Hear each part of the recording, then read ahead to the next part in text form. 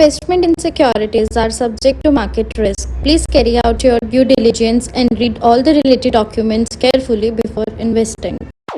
Channel को subscribe करना ना भूलें और हमारे ताज़ा वीडियो सबसे पहले देखने के लिए बेल आइकन को दबाएं।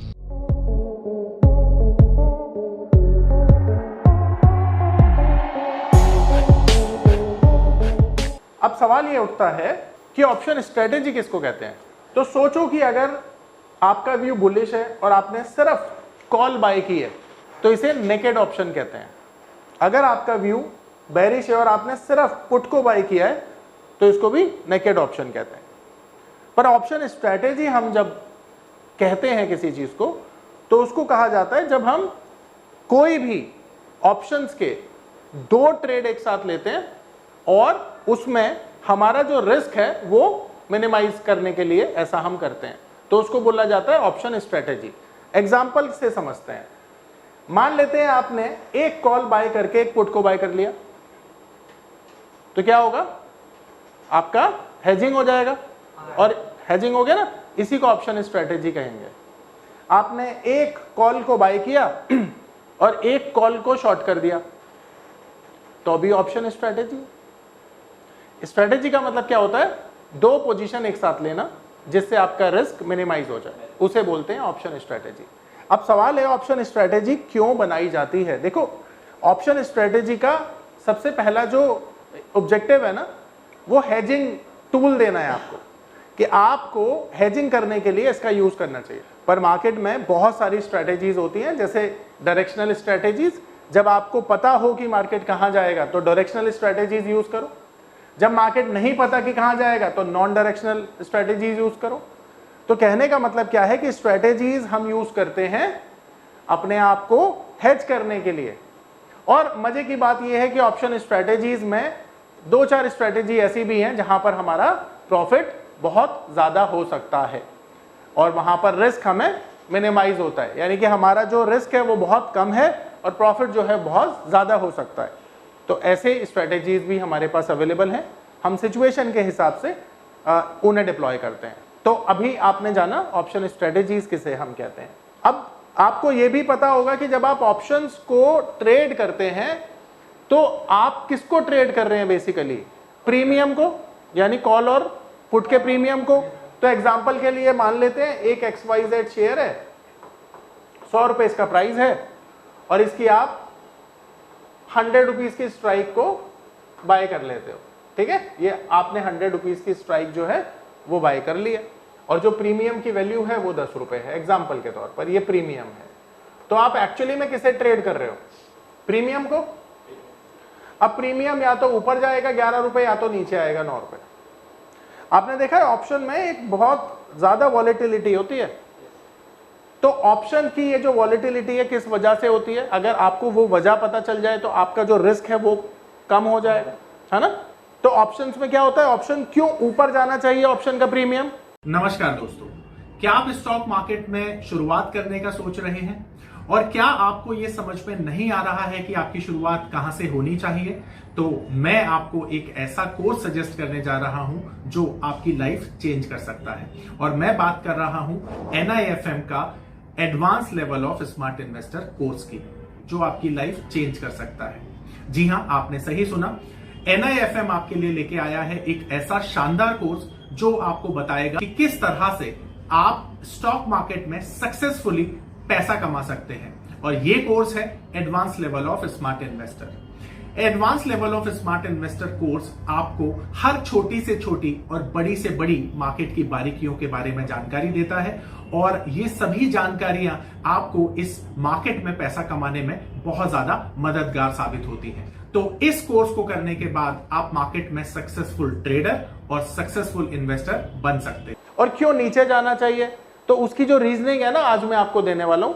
तो ऑप्शंस के जो प्राइस हैं वो किस वजह से मूव करते हैं ये आज मैं आपको पढ़ाने वाला हूं। और ये सारी चीजें आप पढ़ेंगे ऑप्शन ग्रीक्स में, यानी ऑप्शन ग्रीक जो होता है उसकी वजह से ऑप्शंस के जो प्रीमियम है वो फ्लक्चुएट करते हैं। ठीक है, तो ऑप्शन के जो ग्रीक्स होते हैं वो कौन कौन से होते हैं, डेल्टा, गामा, वेगा और थीटा। ये 4 ऑप्शन ग्रीक मेजर माने जाते हैं। तो अब ना एक एक करके ग्रीक्स को समझते हैं कि कैसे ये जो ऑप्शन ग्रीक्स होते हैं ना, कैसे ऑप्शन के प्रीमियम को इंपैक्ट करते हैं। ठीक है, तो सबसे पहले हम बात करते हैं डेल्टा की। तो डेल्टा का क्या काम होता है वो समझते हैं।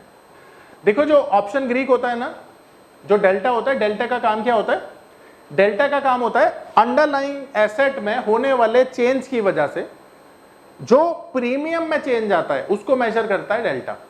अब अंडरलाइंग क्या हो गया? मान लो निफ्टी है, मान लेते हैं निफ्टी 20,000 पे है। ठीक है, अब ये 20,000 क्या हो गया? स्पॉट हो गया ना। अब 2 चीजें होंगी, या तो निफ्टी ऊपर जाएगा या तो नीचे जाएगा। अब सवाल ये कितना ऊपर जाएगा और कितना नीचे जाएगा, ये तो परिस्थिति हो सकती है ना, सिचुएशन हो सकती है। तो अगर ऊपर जाएगा ये तो आप क्या बाय करेंगे, और अगर नीचे जाएगा तो आप क्या बाय करेंगे?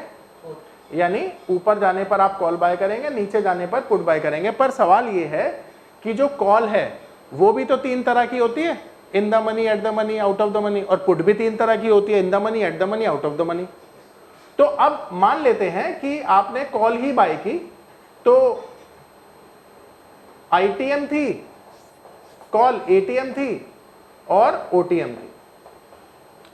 अब क्योंकि स्पॉट हमारा 20,000 है तो हमारा एट द मनी क्या हुआ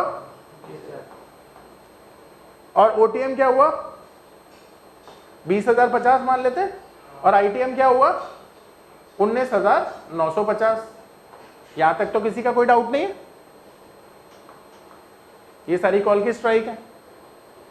ठीक है, अब सवाल ये है कि ये जो स्पॉट है निफ्टी का, ये यहां से 100 पॉइंट्स अप चला जाता है। ठीक है, निफ्टी 100 पॉइंट्स अप चली जाती है। तो एक बात मुझे बताइए, ये तीनों प्रीमियम क्या एक बराबर बढ़ेंगे या कोई कम बढ़ेगा कोई ज्यादा बढ़ेगा? शाबाश, कोई कम बढ़ेगा कोई ज्यादा बढ़ेगा। तो क्या तुम्हें पता है कि क्यों कम बढ़ेगा कोई और क्यों कोई ज्यादा बढ़ेगा? उसी की वजह क्या है? डेल्टा। क्योंकि हर एक ऑप्शन की स्ट्राइक का जो डेल्टा है वो अलग होता है। ठीक है, ये पावर ऑफ नंबर थ्योरी इतनी बेहतरीन थ्योरी है कि इसे करने के बाद आप एक अलग अनुभव करेंगे और आपको लगेगा कि शायद इसी चीज की आपको तलाश थी। बहुत सालों की ट्रेडिंग के बाद, इन्वेस्टिंग के बाद आपको शायद ऐसे प्रोडक्ट की जरूरत थी जो मार्केट में आपको वो कॉन्फिडेंस दे पाए, जिस कॉन्फिडेंस के साथ आप रोज पैसा कमा पाए और जितना आप चाहें उतना पैसा कमा पाए। तो हमारी ये जो पावर ऑफ नंबर थ्योरी है, ये आपको आपकी सभी इच्छाओं को पूरा करने के लिए है। और आप देखेंगे कि इस थ्योरी को करने के बाद जो आपका कॉन्फिडेंस है, आपकी जो एक्यूरेसी है, आपकी जो क्षमताएं हैं मार्केट से पैसा कमाने की, वो बहुत ज्यादा बढ़ जाएंगी। और आप देखेंगे कि जो आपने आज से पहले अनुभव नहीं किया था अपनी ट्रेडिंग के दौरान या इन्वेस्टमेंट के दौरान, आप इतना बेहतर अनुभव करेंगे इस कोर्स को करने के बाद। तो इसका फॉर्मूला क्या होता है? इसका फॉर्मूला होता है, जो डेल्टा होता है ना इन द मनी का, वो होता है 1, और एट द मनी का जो डेल्टा होता है वो होता है 0.50। और इसी तरह से रिड्यूसिंग होता चला जाता है delta out of the money के केस में। ठीक है, तो आउट ऑफ द मनी के केस में ये रिड्यूसिंग वे में होता चला जाएगा हर 100 पॉइंट नीचे। ठीक है, अब यहां पर ये डेल्टा किस तरह से हमें बताता है कि जो मार्केट है या निफ्टी है या कोई शेयर है, अगर वो इतना मूव हुआ तो हमारा प्रीमियम भी इतना मूव हो जाएगा। यही काम करता है डेल्टा। तो ये जो 100 पॉइंट निफ्टी बढ़ा है ना, जिसका डेल्टा 1 है, ये भी कितना बढ़ेगा? शाबाश, ये भी बढ़ेगा 100 पॉइंट, क्योंकि इसका डेल्टा कितना है? 1। अच्छा, अब ये 100 पॉइंट बढ़ेगा, तो जिसका डेल्टा है 0.50, वो कितना बढ़ेगा? सही बोल रहे हो? बिल्कुल सही जवाब, 50 बढ़ेगा ये। और जिसका डेल्टा है 40, वो कितना बढ़ेगा? बस समझ में आ गया मामला, बिल्कुल सही जवाब। तो आपको यह समझ में आया कि निफ्टी अगर इतने पॉइंट से मूव करता है तो किस हिसाब से प्रीमियम भी मूव करता है। तो इसका थंब रूल क्या होता है? डेल्टा अंडरलाइंग एसेट हमारे लिए क्या हो गया? निफ्टी, और निफ्टी के डेरिवेटिव्स हो गए हमारे कॉल एंड पुट। तो ये जो डेरिवेटिव है किसकी वजह से बढ़ रहे हैं? निफ्टी की वजह से। और ये जो डेल्टा है किसके चेंज को मेजर कर रहा है? निफ्टी के चेंज को। तो निफ्टी में जो चेंज होगा उसके चेंज होने पर ये जो कॉल और पुट के प्रीमियम है ये कितने बढ़ेंगे या गिरेंगे, यही तो काम है डेल्टा का। आ रही है मेरी बात समझ में? तो इन द मनी प्रीमियम ज्यादा रफ्तार से बढ़ते हैं, एट द मनी थोड़े कम, और आउट ऑफ द मनी और भी कम, क्योंकि उसका जो डेल्टा होता है वो कम होता है। आई मेरी बात समझ में? अब ये है कॉल का डेल्टा, ठीक है। अब यहां पर ऑनलाइन स्टूडेंट समझ में आ रहा है? अगर कोई डाउट होगा तो पूछ लेना। अब यहां पर 100 पॉइंट डाउन आने पर ये जो पुट है इसके प्रीमियम बढ़ेंगे ना। तो आप ये मान के चलो कि ये जो पुट का केस है, पुट के केस में क्या होता है, अब ये स्ट्राइक पहले तो चेंज हो जाएगी, ठीक है। तो हमारी ये स्ट्राइक्स उल्टी हो जाएंगी अब। तो अब यहां पर इन द मनी कौन सी हो जाएगी? ये नीचे वाली है ना, ये आईटीएम हो जाएगी, एट द मनी सेम रहेगा और ओटीएम बदल जाएगा।